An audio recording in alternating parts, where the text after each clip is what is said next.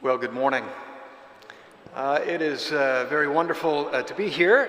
For me, for those of you that I don't know, my name is Craig Kocher. I'm the chaplain just down the road at the University of Richmond. Our two communities, Richmond and River Road Church, share a long history with one another. I've been here before and enjoyed being here before, and I'm very grateful to be back. One of the connections between our two communities, the associate chaplain, my closest colleague, Britt Bagby Taylor, is a very active member of this church with her family, and so she keeps watch on you all for me. She gives me reports, makes sure I'm fully up to date, it's great to be here, part of this beautiful place and beautiful music and great people. Daniel did give me some instructions before he left. He reminded me that you all were in the middle of some conversations about a pilgrimage. It's something that we do over at the university a lot. We take students on pilgrimage, and so I thought I'd talk a little bit about that. He forgot to give me the instruction about the bow tie, and so I forgot that part, but the rest of it I think we got. This text from Matthew's Gospel, in fact, is a text that we use a lot to help us think about pilgrimage. And so it's one reason why I wanted us to think about it together today. A few years back, I saw a wonderful movie called Bridge of Spies. Cold War, espionage, high-stakes thriller. Tom Hanks is the star. Hanks is an attorney defending an accused Russian spy named Rudolph Abel. In one of those scenes Hollywood does so well, Hanks is interrogating Abel in a prison cell. It's dark and clammy. A single light hangs from a single strand above a small wooden table. Hank says, "Mr. Abel, I'm not sure you understand the gravity of the situation. The United States government wants to send you to the electric chair. I'm the only friend you've got. Are you not worried?" Abel says, "Would it help?"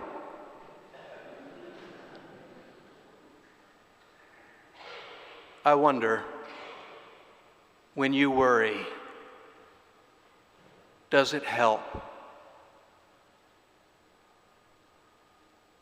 Think over the last 24 hours, or 36 or 48, what worries have occupied your minds?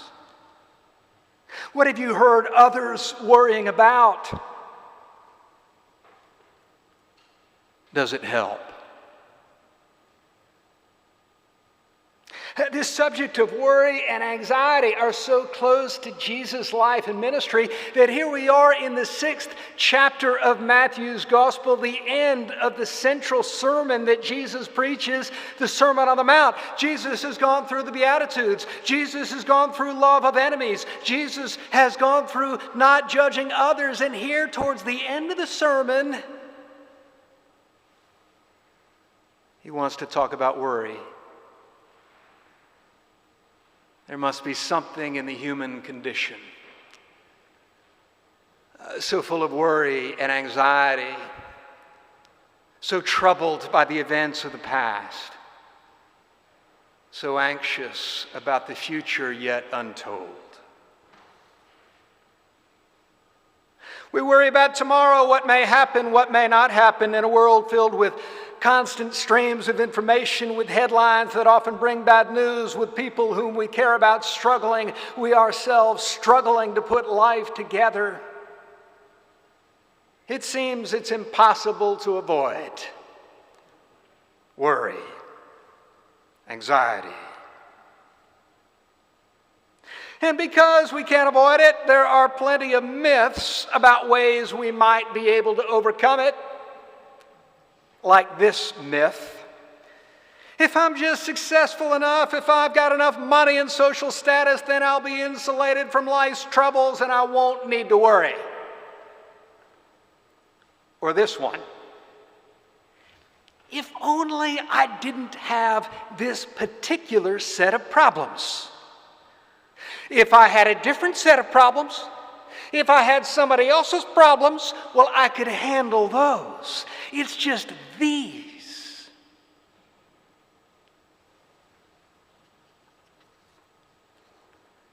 There was another myth a few years ago that was overplayed on too many t-shirts and billboards and even made into a catchy tune.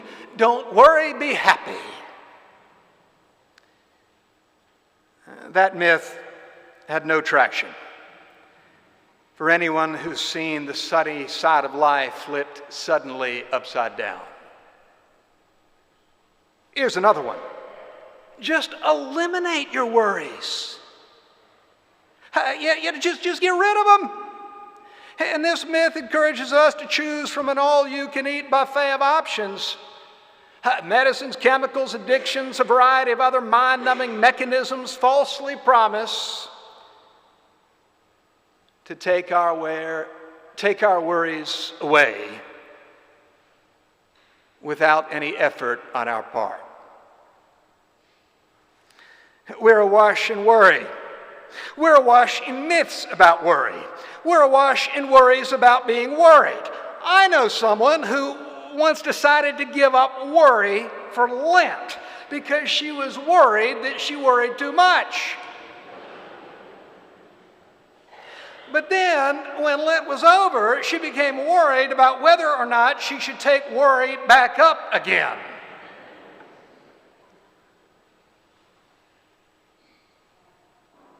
At the University of Richmond,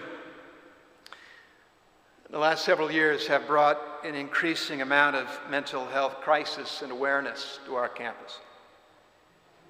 And it's not only the University of Richmond.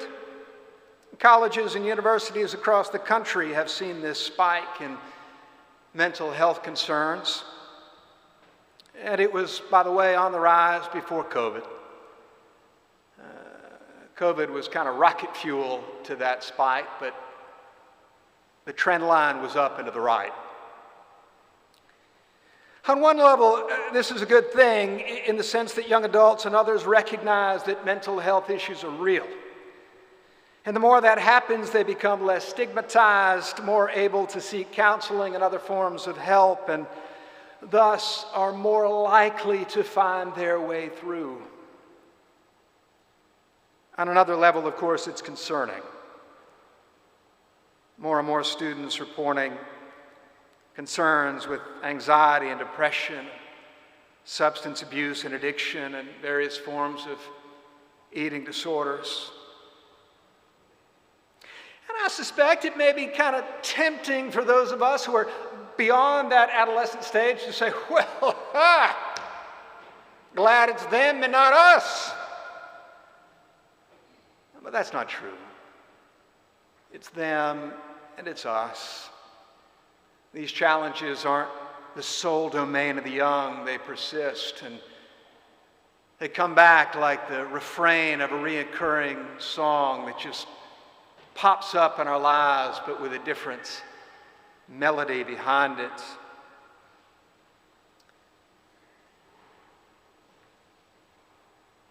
At the same time that this rise is taking place, there has been a larger cultural interest in spiritual practices, and I take this as a good thing, as an anecdote of sorts. Practices such as centering prayer and meditation and mindfulness. I love it that more and more young people and others are learning about these practices, trying to immerse themselves in these ancient practices of the church that pop up early in the church's history and in other traditions as well. Practices that seem to be very close to the heart of Jesus. Some years back, I took a group of students to South Korea on pilgrimage. You all been thinking about this? Pilgrimage, one of these ancient spiritual practices that seems to be reemerging in our contemporary context, and thank God for it. We traveled to South Korea to learn more about the relationship between Christianity and Buddhism in that country, a remarkable country, about 50-50 Christians and Buddhists thereabouts. So much interest there. And we arrived jet-lagged after the long flight from Richmond. We spent 3 days in a Buddhist monastery high in the mountains. We hauled our stuff up a small footpath by a flowing stream to very humble quarters overlooking the valley. It was like a scene out of a Brad Pitt movie. I mean, it was just exactly as you're thinking of it, that was it. The monks in this monastery rise at 3 a.m. every day to meditate for 3 hours before breakfast. We were invited to join their meditation. Never have I done something so mentally challenging. Bleary-eyed and jet-lagged, sitting in the quiet for 3 hours in the pre-dawn, I would constantly doze off, or my mind would run away in 1,000 different directions, what one scholar describes as having monkey brain, as if your mind is a bed where hundreds of monkeys are just jumping up and down. And yet meditation, the act of detaching the mind from its many attachments, of emptying the mind, or mindfulness, which is the practice of being fully attached to the present moment. These are difficult. It's like an Olympic athlete training for something hard. We train the body, we can train the heart, we can train the soul, we can train the mind. And yet there is ancient spiritual wisdom here. Learning to focus in an age of distraction. Learning to be present fully to God and to ourselves and to those in our midst, to the task at hand in an age when social bonds are fraying and technological forces push us to be always someplace else. Through a device or an idea or a fear or a hope to draw us into the past or into the future or into some screen.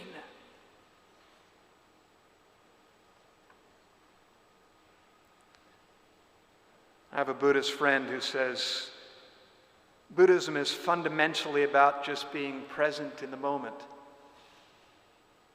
When you are eating, just eat. When you are doing the dishes, just do the dishes. When you are having a conversation with someone, just be with them. The Christian practice of prayer is similar. That prayer is learning to be fully present to God. So often prayer becomes a not so subtle form of giving God advice, making lists of the problems in the world as if God isn't aware, rather than simply trying to be present and allowing God to be present to us.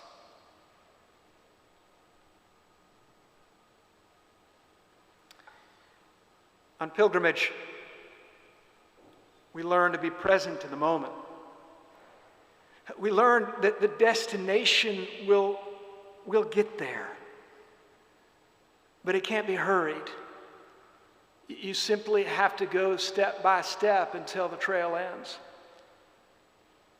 You can't just go back to where you were before. You got to keep going. On pilgrimage, we learn that the journey is the destination. That being in the moment is the great gift that God gives us, that it's all we have. We can't go back, and the future is not yet. All we have is right now. A few years ago, I was on the Camino de Santiago with a group of students. We were traveling this pilgrim way. I fell into conversation with a young man. He was about to graduate from the University of Richmond. He grew up down in South Chesterfield, first of his family to go to college. You can imagine he came from a family of immigrants. He arrived in the United States, ended up moving from that cultural background to Chesterfield to the University of Richmond. Think about all that that young man had gone through. And there we were walking step by step. He was an incredible student. And he was worried about the future, as we all are, and we got to talking about it. And his next step after commencement, Cambridge, Harvard, dental school. Think about that and the cultural difference that he had traveled. And he was worried about it. He's talking out loud. I don't know if I can do it. I don't know if I'm smart enough. I don't know about all these student loans I got to take out. I've never been to Boston other than to visit that place. It seemed like it was a rather intimidating place just to visit, let alone go and study there. And I listened to him talk for a while, and then I said the kind of thing that older people say to younger people. I said, well, you can do it. And I said, you know why you can do it? You're going to do it step by step. Now, if I'd said that in the confines of my office, it's just another cliche. But because we had been walking together for 30 or 40 miles at that point, and we were just taking step by step to the next sign on the road, there was a resonance there. We all do it, step by step. So often we live in the past, frustrations over past events we can't control, resentments or grievances done to us, unfulfilled longings about how life might have gone differently, past stories that can so dominate our lives that we are unable to live in the now. Or the opposite is so often true. We live in the future. Anxiety is about what will happen. Worry is about outcomes that are yet to be. A voracious desire to control so much of what is uncontrollable.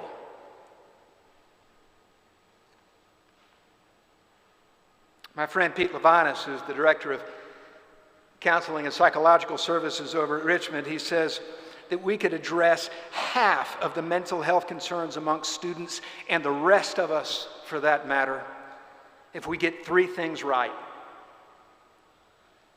regular sleep, regular exercise, and a healthy diet. He says we get those three things right, they're like building blocks. The rest of life has a better chance of falling into place. Look at the birds of the air, says Jesus. Look at the fields. Look at the flowers. They're not worried about food or clothing. Those lilies so beautifully clothed, the birds find nourishment one tiny beakful at a time. It's as if Jesus is saying, hey, look at them. God cares for them. And if God cares for them, does not God care for you too?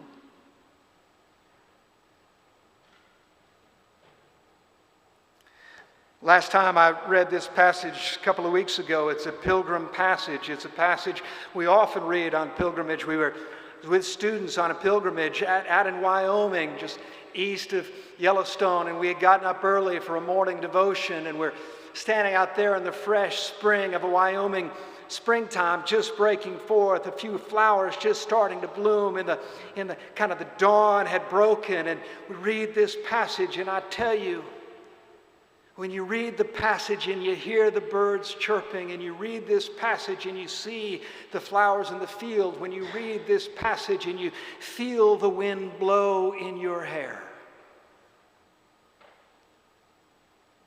you will hear it differently. And the lesson from the birds and the flowers is this: when our eyes are focused on tomorrow, worried about what may or may not happen, when our energy is given over to endless anxiety, we cannot give our attention to what God is doing now, right here, in this gifted, gracious moment, right where we are.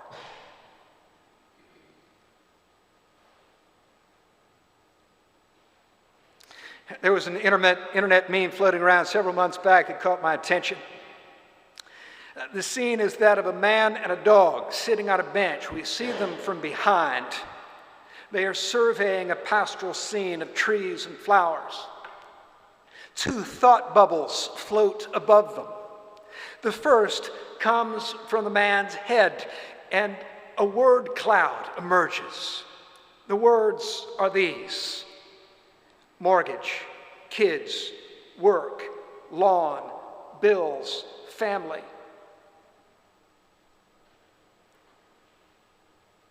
A thought bubble appears over the dog's head as the dog looks out at that pastoral scene. The thought bubble is simply a reflection of the pastoral scene: flowers, trees. The implication is clear. The dog is satisfied because it is simply living in the moment. The man is not, because his mind is clouded by so many concerns, like a shaken snow globe at Christmas time. Look at the birds of the air. Look at the lilies in the field, Jesus said. Look at the beauty. Receive the gift of all that is, the gift of being alive, the gift to enjoy, the gift of being one of God's own creatures in the midst of God's good world.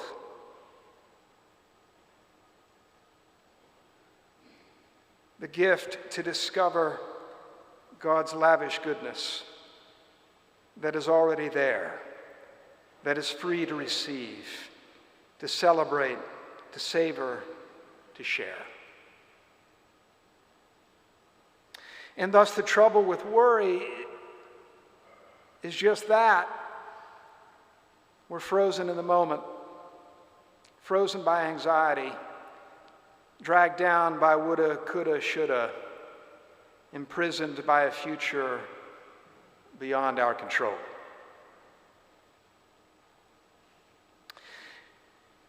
Jesus there on the Mount of Beatitudes, he has gathered his disciples, he has gathered a crowd, he's gone through that extraordinary sermon, teaching after teaching after teaching, and now he nears the conclusion of the sermon, and it's as if he says, just look, birds, lilies, look, I am meeting you here today right where you are with all the good gifts of creation, all the good gifts of my love, all the goodness you could ever need.